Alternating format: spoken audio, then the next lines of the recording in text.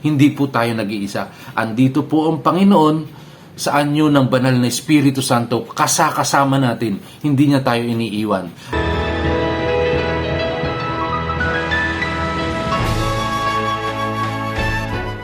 Sinabi ni Jesus sa kanyang mga alagad, Huwag ninyong akalain na naparito ako para pawalang bisa ang batas at mga propeta. Naparito ako hindi para magpawalang bisa, kundi upang magbigay karapatan. At talagang sinasabi ko sa inyo, habang hindi nagbabago ang langit at lupa, hindi mababago ni isang kudlit o kuwit ng batas. Lahat ay matutupad.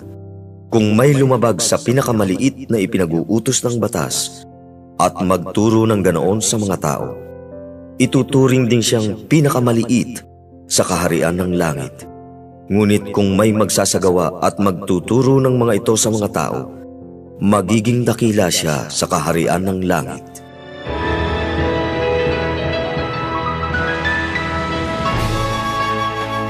Isang magandang araw nawa po ang sumaating lahat, mga kabesa. At ngayon po ay narinig natin ang sinabi ng ating Panginoon na hindi magbabago kahit isang kudlit sa batas na sinulat mula pa noon. Kasi po marami ang nag-aakala na si Jesus ay binabago niya yung batas. Hindi po binabago ng ating Panginoon, bagkus isinasakatuparan. Siya ang kaganapan ng batas. Marami ang nahihirapan noon sa batas sa Lumang Tipan. Ito po ay nagmula lamang sa 10 utos. Sa 10 na nanganak hanggang sa naging 613. So paano po nangyari ito? Ginagawa po kasi ng mga mambabatas nung panahong iyon, na mga Pariseo at mga Eskriba, mga matatalino sila, dinadagdagan nila ng dinadagdagan ang batas na nagpapahirap lalo sa mga tao, sa mga Israelita. Kaya sinabi ng ating Panginoon, ang batas ay ginawa para sa tao, hindi yung tao ang ginawa para sa batas. Parang ang nangyayari po kasi ay sobra na yung pagtalima nila sa batas na nagpapahirap na talaga sa mga tao noon. Huwag na po nating pag-usapan yung noon. Pag-usapan natin ay yung ngayon, kasi marami pa rin talaga ang mga Eskriba at Pariseo na mga mambabatas natin ngayon. Isang magandang halimbawa po ay yung paglilipat ng pangalan sa nabili mong motor o sasakyan.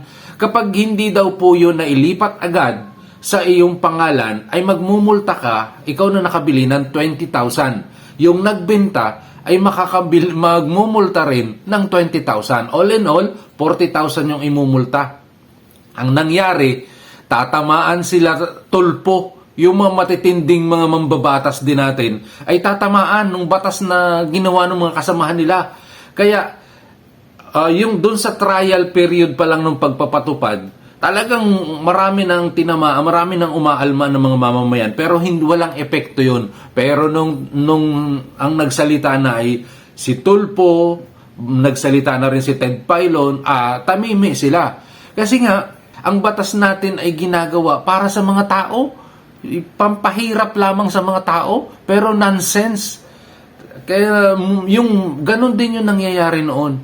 Tingnan nyo nung tatamaan itong mga malalaking tao na ito, na sila Tulpo at sila Filon o kung sino mang mga mayayaman na buy and sell ang kanilang hanap buhay, ay tatamaan talaga sila ng mga batas na walang kwentang ito na nagpapahirap lang sa mga tao, ay agad-agad na tinanggal. Gaano kabayas ang ating lipunan. Grabe. Pero yung pagpapatupad ng batas noon, itinuturo ngayon ni Jesus, ay pareho lang na pag-ibig ang pinagmulan. Yun yung mahalaga doon.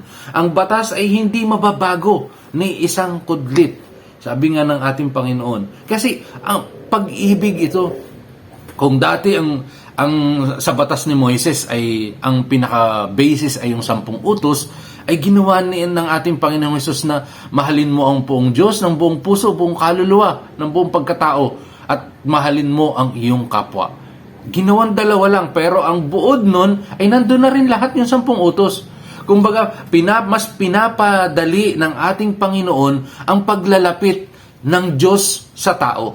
Kaya nga siya naging nagkatawang tao para tuluyang mailapit. Yun yung nangyari. Siya lamang po ang Diyos na sumama sa atin bilang tao namuhay bilang alipin para lamang tayo mailapit sa Panginoon. Ganon po kalaki ang pag-ibig ng Diyos. More than sa iniisip pa natin, mahal na mahal tayo ng Diyos. Life is beautiful. Kung nakakaramdaman tayo ng kahirapan ng mga pinagdadaanan natin ngayon, hindi po tayo nag-iisa. Andito po ang Panginoon sa anyo ng banal na Espiritu Santo, kasama natin, hindi niya tayo iniiwan. Dahil ang batas lamang ay iisa na hindi nagbabago. Ang Diyos ay pag-ibig. Life is beautiful. God bless us all.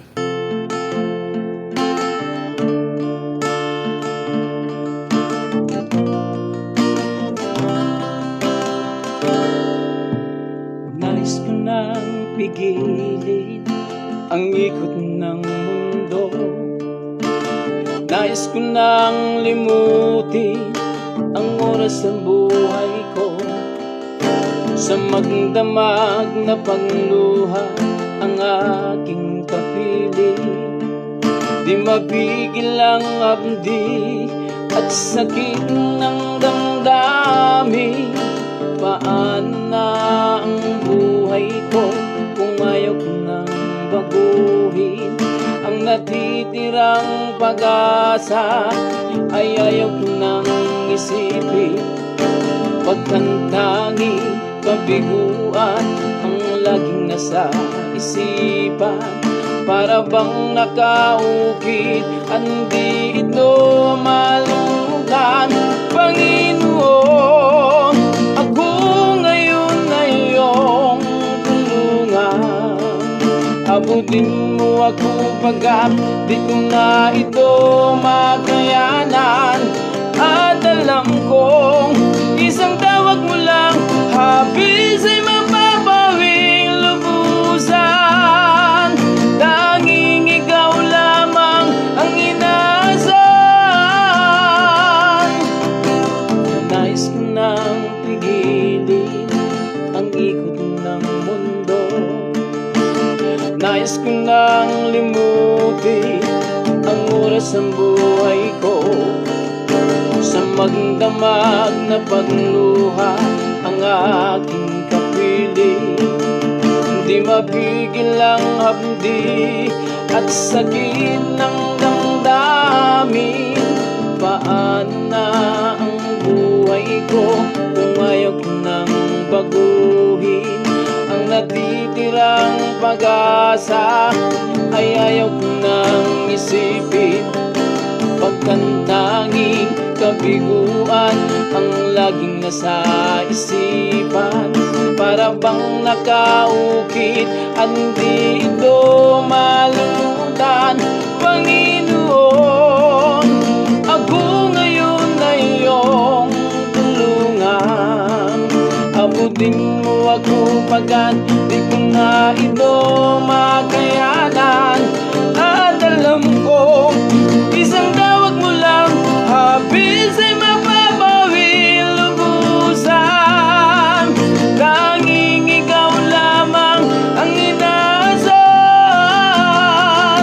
Panginoon, ako ngayon ay iyong tulungan. Abutin mo ako pagkat di ko na ito makayanan. At alam kong isang tao